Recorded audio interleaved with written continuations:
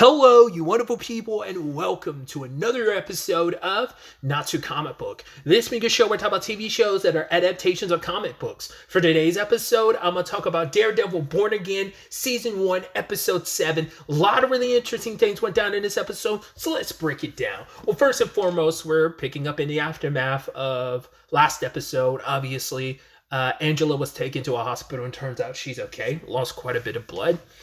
But Fisk is learning about everything that went down, and now he's finding out that Daredevil's back. He's back. Huh. And that was the biggest question. I was curious to see what was Fisk going to do now that he knows Matt suited up again. Because Matt's been quiet for over a year from the whole Daredevil thing, even up to all this point. And I was curious because I was like, it is hypocritical that he's talking about Daredevil and all that he's done. And it's talking about like, oh, people who break the law, which is ironic considering you broke the law. You did a lot of terrible stuff. You killed a lot of people. And yet you want to like be on your high horse. It's just like, you don't see the hypocrisy behind it. Because he looks at himself as like the little man he's David and the city's kind of Goliath. And he's the Goliath, but like a lot of the systematic stuff in the town is Goliath. And he looks at himself like that, not recognizing, refusing to acknowledge and take any responsibility and acknowledgement as the big bad that he is. But I thought was so interesting because even Buck was like, sir, Daredevil going after Muse, kind of not a bad thing, right? But Fisk is like, no, he shouldn't be a hero because he's not a hero. Look at the businesses. I had 10 years worth of infrastructure I built up. Blue collar millionaires, all those jobs at the port. And he's trying to paint this narrative of like, yes, Matt dismantled stuff that was connected to your criminal enterprise, even being like, yeah, he beat these people up and he left them broken. Says the guy who smashed the guy's head in, not just head in, cleaved his head off while bashing his head in repeatedly with a car door. We're never going to let that go. They referenced it in his show as well.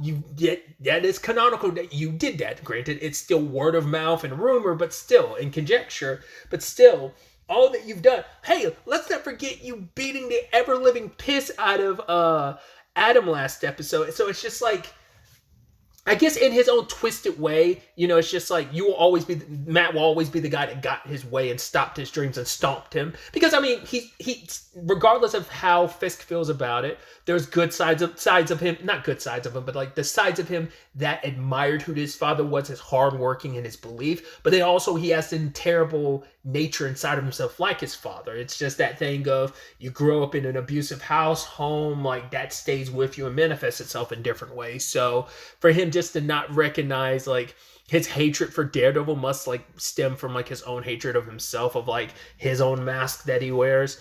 But yeah, like I said, even Buck was like, yo, like maybe he wouldn't even come in from, I guess you could extrapolate if you want to. They didn't expressly say this, but you could, I guess, make some argument that he's like, oh, when Muse and Daredevil clash, it'll be a mutual assured destruction thing. But I'm saying you could look at it like that, but the show never expressly even leaned that way. It looks more like Daredevil's doing good. He's stopping a serial killer, so that's good, right? Because he's saying like, right, this is for the betterment of the city. It seems like Buck is not disillusioned. He knows who Fisk is, but I think it does seem like Buck does believe in the mayor, but he also kind of respects Kingpin too. Because all we know is Fisk said like, oh, remember what you did before, who you were when I found you and what you were up to? And I'm like, what were you? Who were you? Because I think I've heard people talk, this character is some character from the comics, and I just don't know who he was. I feel like I remember some conversations being held about who Buck was in the comics, and I don't know if he was like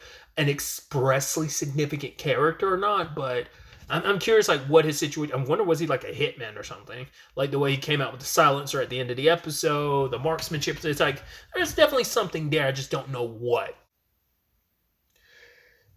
So as Kingpin is wrestling with Matt's return as Daredevil, Matt is kind of, he's got to deal with the fact is, yeah, he's in a shower, clear bruises on his back. He's even got blood in the shower, but Heather didn't see that. And she's like, what happened to you? And he immediately like makes out with her. I'm assuming leads to some shower sex, just to kind of distract her, not have those conversations. But there is something like when you look at Matt, there's something different about him where it's just like, you can tell like he feels like complete. I mean, it's also like kind of like, hey, let's make out so I can shut you up. But it also feels like I feel good because I feel like I'm me again. Because for over a year, he's denied a part of himself. And so now he just feels good about it. But, Heather's got a lot of questions. It's like, yeah, you're kind of absent a lot of times. You came here with these bruises. He's like, yeah, I'm blind. It's my reality. I bump into stuff. It happens.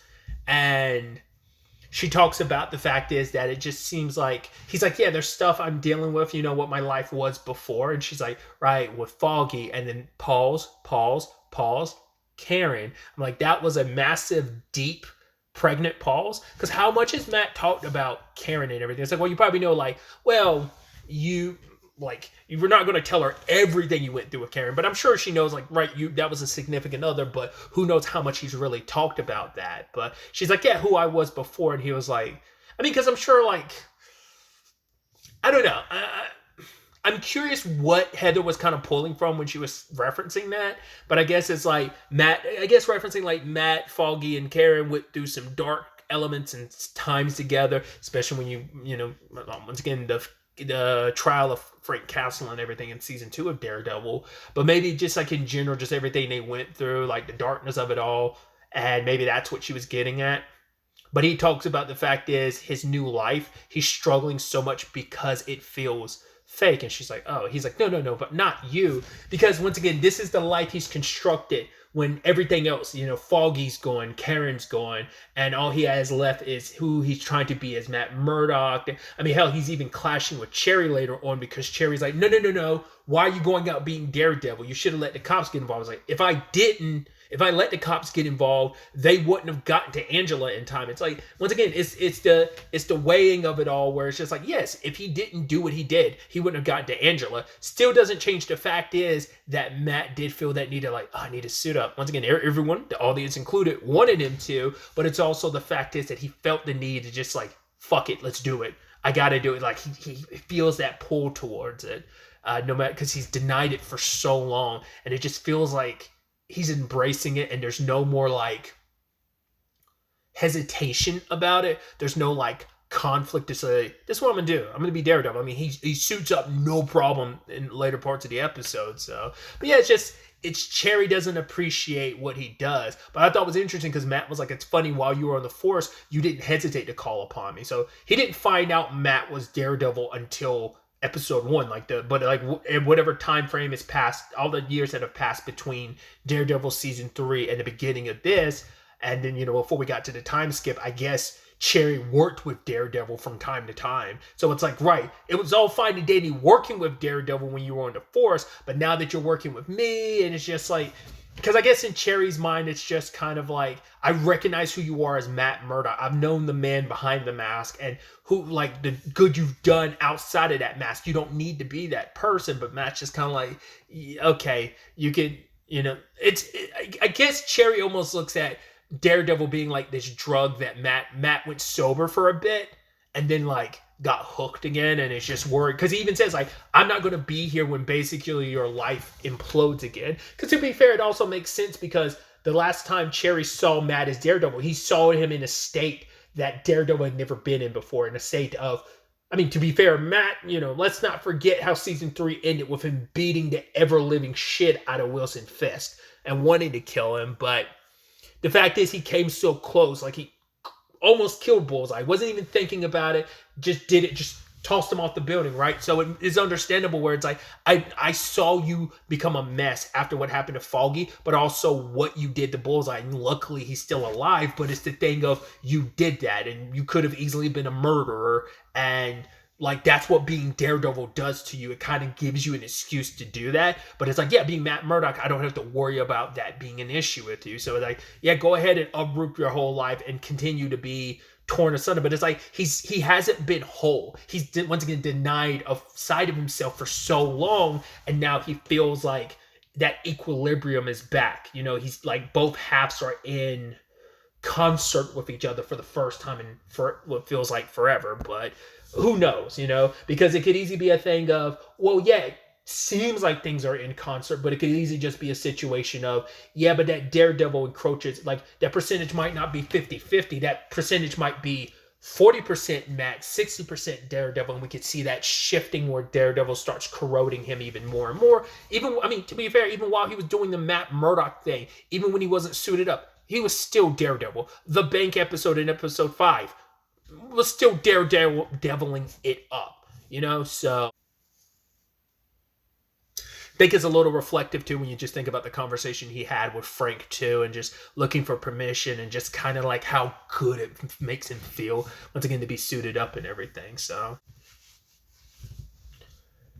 you had the cops investigating Muse's place, his hideout, his dungeon of sorts, and Angie, Detective Kim, ends up reporting to Fisk about everything. And I love how we cut back and forth between that and Heather sit down with Muse, well, Bastion, aka Muse.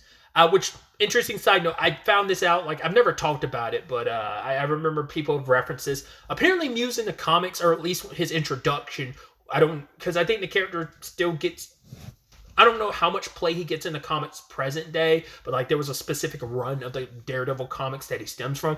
My understanding was that basically he killed, his victims are Inhumans, which I think is interesting, which then kind of sent my mind on a diatribe because I was like, where are the Inhumans in the comics now? Because you hear about these different superheroes, mainly you hear about the X-Men, but I'm like, I don't know if you hear about the Inhumans at all. Like, you know, obviously that didn't work.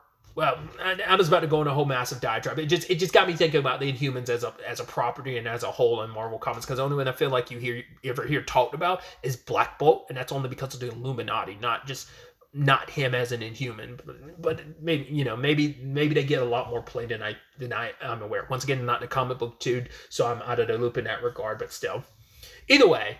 I thought that sequence was really interesting where we kind of learned more about Bastion. It's like, oh, why can he fight? It's like, oh, because he was trained in Taekwondo. He's a guy that was involuntarily like sent to mental facilities time and time again. That was like one at like 16, one at 17. I think it was like 15, 16, 17, one at 20. It's like he was in and out. And we found out like, right, his Taekwondo coach's body was found on the property, but no investigation was happening. So you're like, okay, so his family was well off enough. I mean, not only to cover up an investigation, so they were someone significant, but also the fact is he had a live-in Taekwondo coach, so that kind of says it came from money as well. But he has like this complicated relationship with his family, because he's just like, no, I love my parents. But it's like, yeah, they forced Taekwondo on him. He's like, no, I didn't want to do that. And she even Heather being like, did you continue? He's like, no. Which is so ironic considering like, he's like, oh, I want to be an artist, and he's twisted as he is. But he still utilizes those Taekwondo skills when need be. So those Taekwondo skills end up helping you with your art in a very twisted way.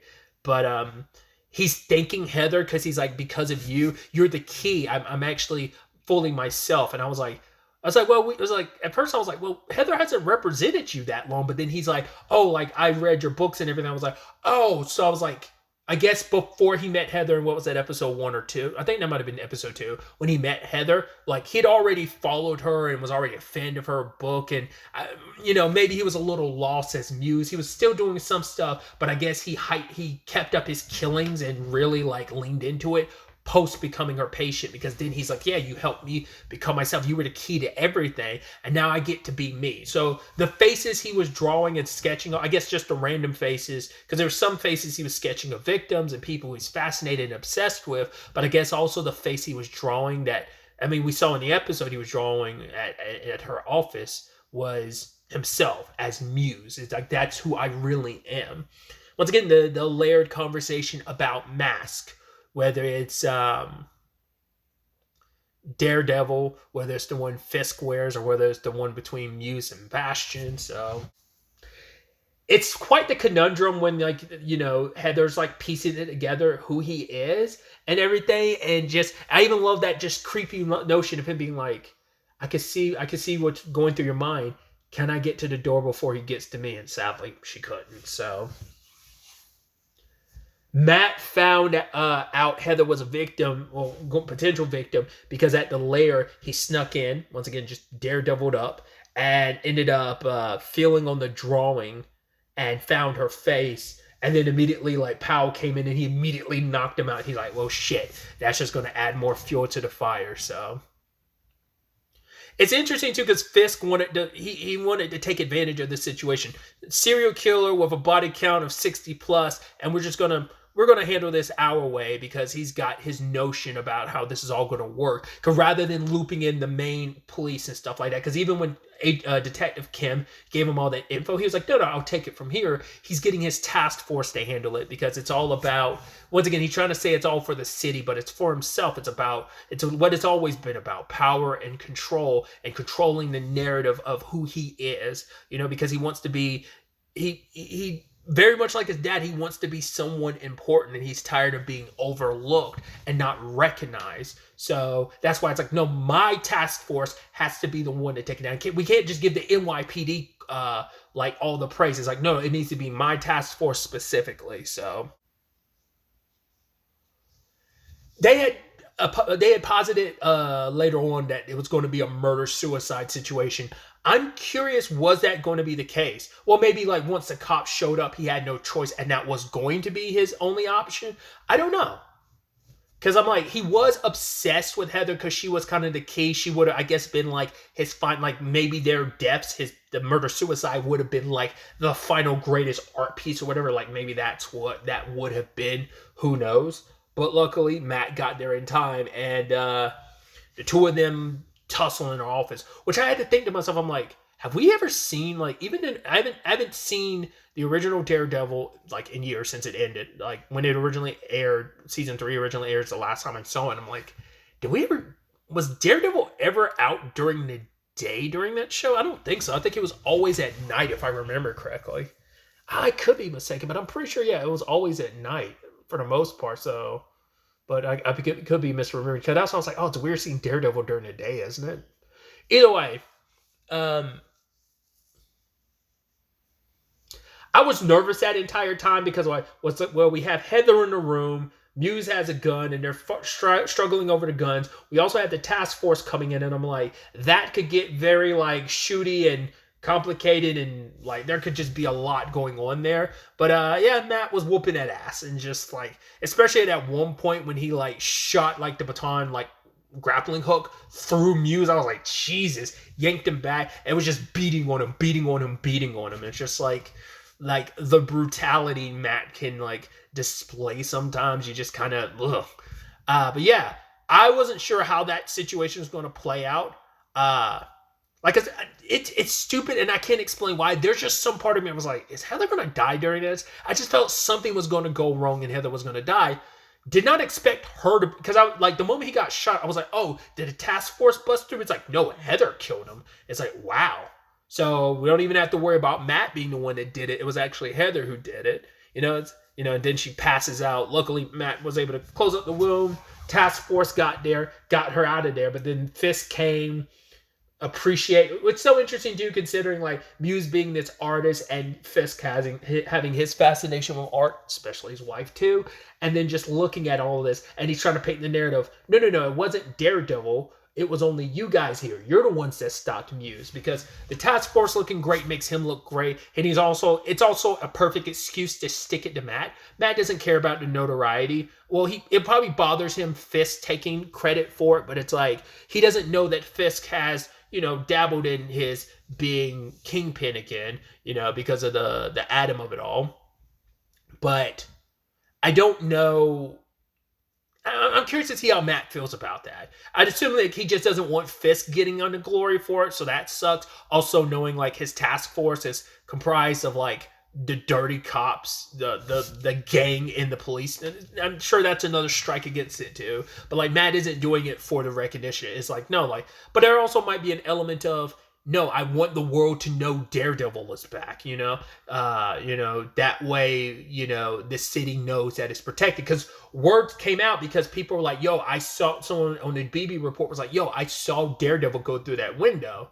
But that was, the kibosh was put on that because Daniel was like, yeah, you screwed me over. Yeah, we're friends, but I'm not a fucking chump. What's going to happen is you're going to tell everyone through your report that it was Fisk task force that took down Muse. Because it's like, yeah, life can go great for you or life can go shitty for you. That ain't a threat. It's just, you deciding which route you want your life to be. So Daniel's showing some of his crazy side, to be fair. He is a fanatic. He's completely obsessed with Fisk. So, and this is also his way to kind of continue being in his good graces because he's, Wilson Fisk Jr. in a lot of ways. And so there's also something really disturbing and really kind of twisted about the fact is that Fisk Task Force is toting around like Muse's mask like a trophy. It's like, that is some serial killer shit. Like, serial killers keep trophies. And for you to hold it off to be like, yeah, this is a representation of us being very anti-vigilante, like all masks, you need to be careful because it's open season on masked vigilantes and stuff like that. So we've also got Heather obviously dealing with the fact that she killed a guy, regardless of, yes, it was self-defense, but it's still the thing of, I killed him. And Matt's trying to say, like, right, you had no choice. And she's like, how'd you know? He was like, yeah, I just know. I was like, okay, good cover there, But then she's like, yeah, Daredevil, he knew my name, he spoke to me. And it's like, and then they quickly focus on the TV thing. But it's like, yeah, Matt might probably want to be careful next time he like touches her face or touches her in general, because she might be like, yo, the way you touch me feels exactly like what happened with Daredevil. Maybe not. We'll see how that plays out, but I could definitely see her being in a situation where she figures it out. It's also gonna be interesting too, because once again, Cherry and Matt are kind of on the outs now, but now problems are popping up because Chris. I keep getting the character's name wrong. Is it Kirsten or Kristen? Is pissed because she feels like Matt and Cherry are keeping stuff from her. But Cherry's like, yo, I keep Matt's confidence just like I keep yours. And she's like, we're supposed to be a team. And it's like, well, it's interesting dilemma where it's just like, right, Foggy finding out about Matt before Karen found out. So, and how Foggy struggled with that and had a lot of issues with Matt being Daredevil. Very much Cherry's in that same boat. And Karen was kind of kept out of the loop of what that issue was. Same thing in Kristen's case as well. So that's going to complicate that partnership. But it's like, once again, is this going to be a situation where Matt, because the best example I can think of is like when he was around Elektra, he got so sidetracked at just being himself as Daredevil that he let a lot of stuff as Matt Murdock kind of fly to the wayside. So I'm curious if we're going to kind of have a little bit of that, where it's like, once again, that Daredevil has been already encroaching upon Matt Murdock for a while now. He's been trying to fight it off. And that was something too, because Heather had talked about, like, right, what you've been through. Like, you've obviously got a lot of trauma you haven't dealt with. He's like, yeah, I'm trying to fight. She's like, no, it's not something to fight. It's something to process. And so he's been, it is that thing of you've been bottling stuff up and now it's exploding and erupting and it's rageful out. Like, you needed this outlet for that rage and everything you've been building up this entire time. But also, like, that was already inside you even prior to this season. So even prior to Foggy's death, that you needed an outlet outside, because you couldn't really do much to Bullseye after you threw him off the roof and he was still alive. You let the court system handle it. So fighting Muse has given you the perfect excuse, and some bad guys in the bank heist episodes, I give you a perfect excuse to be Daredevil again and just kind of let loose. You also have the Lucas situation where he's approaching Vanessa for the purposes of, yo, like, we need to probably take care of your old man, your husband, because things were better when you ran things. Even she had to be like, no, the 1.8 wasn't Wilson, that was me. And it's like, oh, like, you broke the rules, so you had to pay. But he's like, yeah, but things were profitable when you ran things, not him. Like, because he even said, like, this whole mayor thing is bullshit, right? Wait, even you recognize it as bullshit. So what is it? Because it is a thing of, I think Vanessa does not, personally, she does not fully understand why Wilson is doing what he's doing. But for her, it's just kind of cool, whatever. She's having to put some of what she wants to do to the wayside, her criminal world, but I feel like she is waiting for her opportunity to strike. And so when she texted the address later on, I was like, she didn't text Luca did she texted like Fisk or something, but it's like no, she texted Luca, but it was in fact a trap. Buck was waiting to take him out, and just like the coldness in which he does it, he's just kind of like it almost has this look like I did it, but I didn't do it. It's not like he enjoys doing what he's doing. It's just kind of it's a living type of situation. And just Fisk continues to eat. It's like, oh, thank you so much, Buck. And ask Vanessa, is there anything she wants from yada yada? And he's like, yes, sir. And just continues eating. And you're just like, And I think for Vanessa, and maybe that's what she's gleeful about, because maybe like she feels like she's getting her husband back, like just like Matt is trying, believing that he's at equilibrium with both sides of himself. Maybe Fisk is in that same boat where it's like, I'm embracing all that I am as Wilson Fisk, aka Kingpin. That all of that, now he's feeling comfortable with it and leaning into it, because like you even look at the meal he's having, it's very much a Kingpin meal. He's not eating like he was as Mayor Fisk, I'm curious if Vanessa has noticed that too, and that's what she's been giddy about, just kind of sly and smiley about, because she's recognizing more and more the man she fell in love with, it's coming through, rather than like this facade he's been keeping up as the mayor. So just kind of throwing that out there. It's definitely going to be interesting to see where things going to go. Oh, right. I did bring up like, Muse is dead, which is kind of a bummer. But, I mean, the Netflix stuff has never shied away from killing its villains. And I don't know, like, a serial killer like Muse, if keeping him around is something you really... I'm sure, once again, the MCU has always gotten a lot of flack for the fact is of... biggest thing is you've killed villains that could have been around for a while, but you deal with them in one or two movies or a show. Fisk being one of the rare exceptions of a villain that comes back over and over and over again because, it's Kingpin. But I'm curious how people are going to feel about Muse dying this episode. I wasn't expecting that. I wasn't expecting things to conclude this episode. I was like, thought he'd make it to like the end of the season. Nope.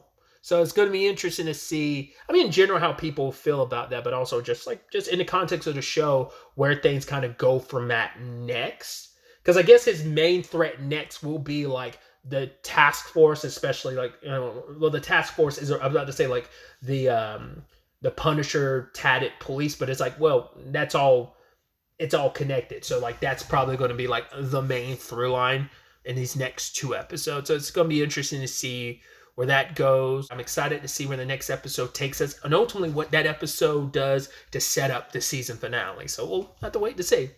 But really, that's all I wanted to talk about. Until the next time we meet, be happy, be safe, live life to the fullest, and enjoy it. Good day, and goodbye.